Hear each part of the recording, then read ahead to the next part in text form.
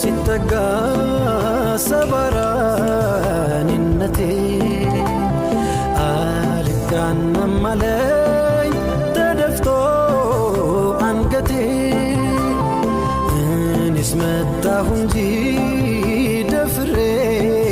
መዲና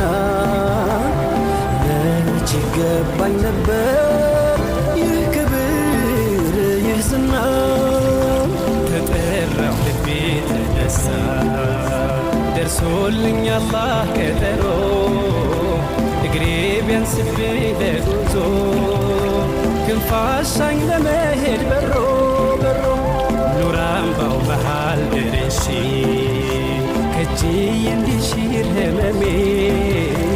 እንጉኑ ሸውቁ ባሰብኝ